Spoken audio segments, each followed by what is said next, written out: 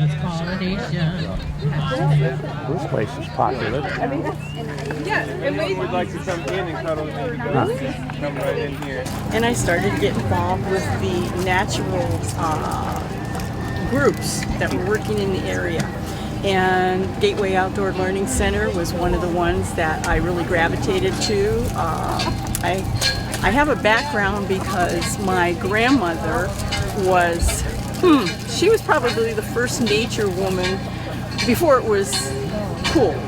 And she used to drag all of her grandchildren through the woods, and we learned a whole lot of things. And I think she planted that seed because probably out of 13 grandchildren, probably 11 of us are really passionate about the outdoors. And so what are you doing here today?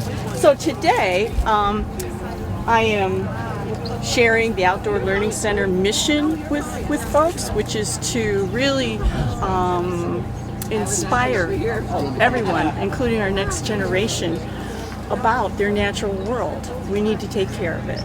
It's so important. I think all of us got a little complacent, maybe a little bit, we took things for granted, and now we're realizing how critical it is to take care of the natural world, and it's not difficult. Marketing would have you think that you have to spend this and do this. No. If you talk to people who are growing pollinator plants, you'll find out that it's not difficult, and it's pocket friendly. Now, all of these booklets here, like I said, are free. They're from the state of Ohio. They're no longer publishing them. And then I just incorporate a few elements from the woods just to maybe draw attention. And I've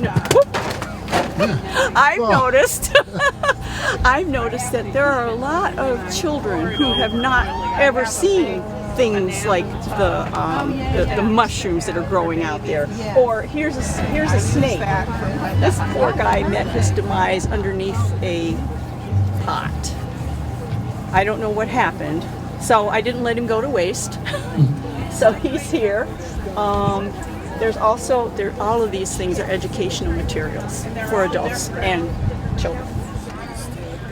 His name is Tim here. Yeah, he can help you, but it's never too late. There are ambassadors now, so they don't get the stink. We took in animals from the fur farm at Hartsgrove. And This is the one where the guy died and they found all of these animals in awful conditions. yes.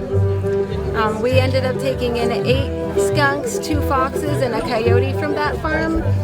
We also rehabilitate injured, orphaned, and displaced wildlife for release back in the wild. Okay. So you've done others besides that. You get phone calls all the time, like we've got an injured something in our yard or something. Absolutely. We take in about 500 animals a year. Wow. And you're located in Monroe now? Correct. Okay.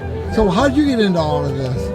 I've always had a passion for animals. I went to school to be a veterinary technician. As I got older, I just realized that wildlife was more my calling. And once I got licensed and started doing it, I just found a passion for it, and I've been hooked ever since. So tell me about one story about an animal that you rescued that had a nice ending.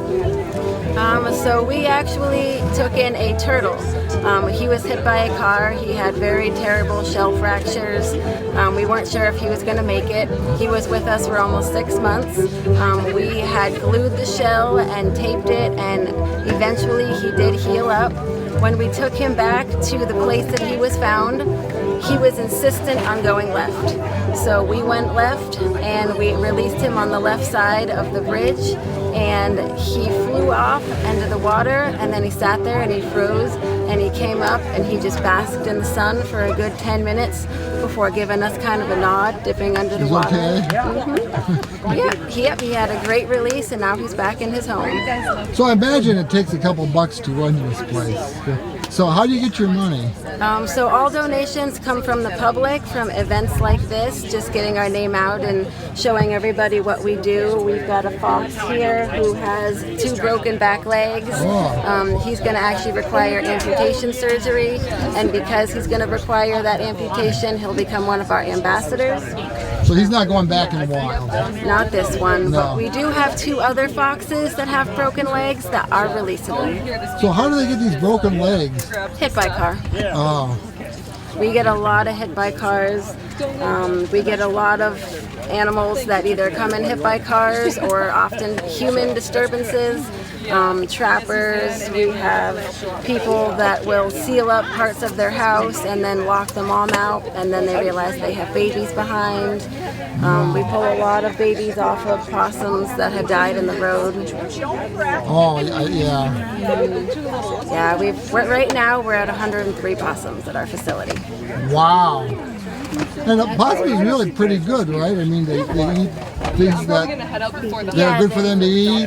They eat about 1,000 ticks a year. They actually will go around and eat dead and decaying plant and animal matter to prevent the spread of disease. Their gut biome can pretty much tackle most diseases, so they help make the ecosystem cleaner. They also are a natural rat deterrent and rodent deterrent because they will eat them if they can get them. So that naturally deters them to not want to be there. So we encourage people that are having problems with rats to introduce possums into their property, and that will scare the rats off naturally. And the possums, they don't dig up your yard, they don't do anything bad. I do a lot of service forestry work as well as forest health work in the state of Ohio in the northern area. So a lot of work on our forest management programs for private landowners, as well as invasive species in Ohio. So what do you do with private landowners? So we essentially help them find a sustainable way to manage timber, or wildlife, or whatever their land requires, essentially. And we either have we have our state cost share programs as well as our Ohio Forest Tax Law programs to just help them with the cost of managing wildlife and sustainable forestry on their property, essentially.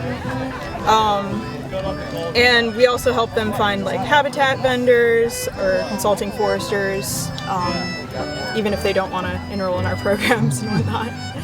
Okay, so I've got 14 acres of land, and every once in a while I get somebody that wants to cut timber from my land. I don't know, if they're good, bad, or different. So can we call you guys and have you say, don't do that, or yeah, that's a good idea, or whatever? Yeah. So you would want to call our call before you cut number, and then a state service forester would come to your property and essentially analyze if your forest is ready to be cut, and the species of trees you have on your property, and how well stocked it is and whatnot.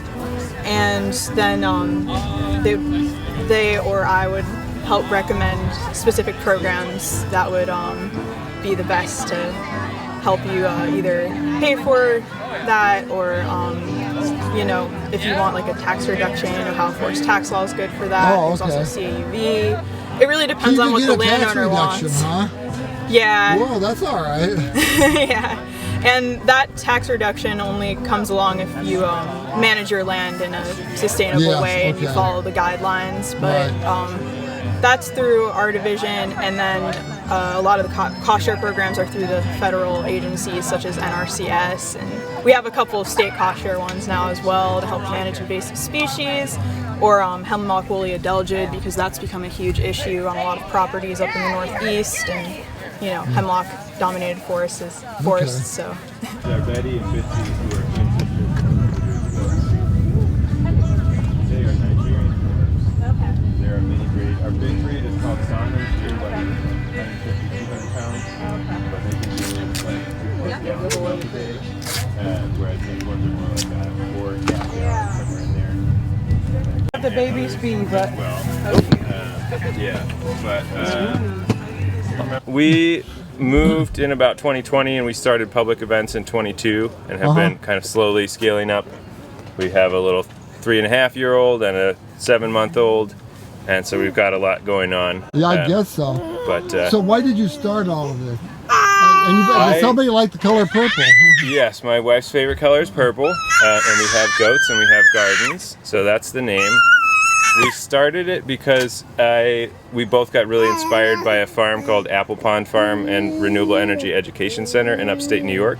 So I work in climate and sustainability consulting professionally as like a day job, and that's where I started out. We loved their model, their education-based approach to teaching people about goats and nature and everything.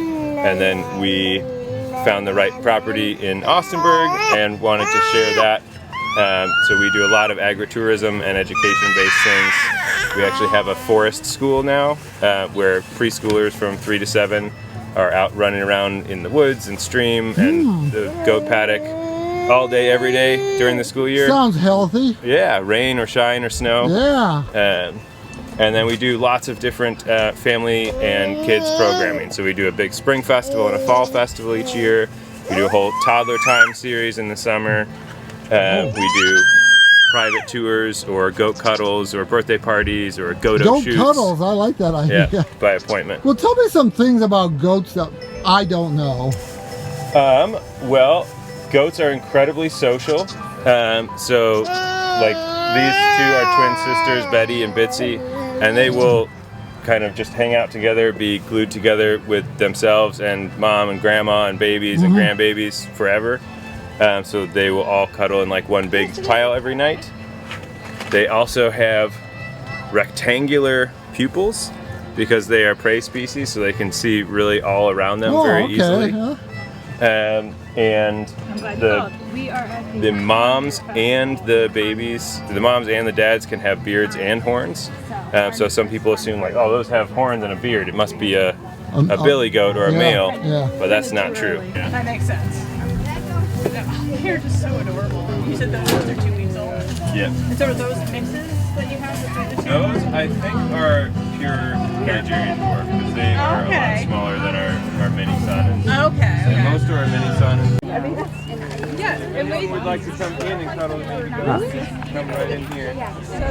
I'm going to get my picture taken with that skunk over there. Yeah.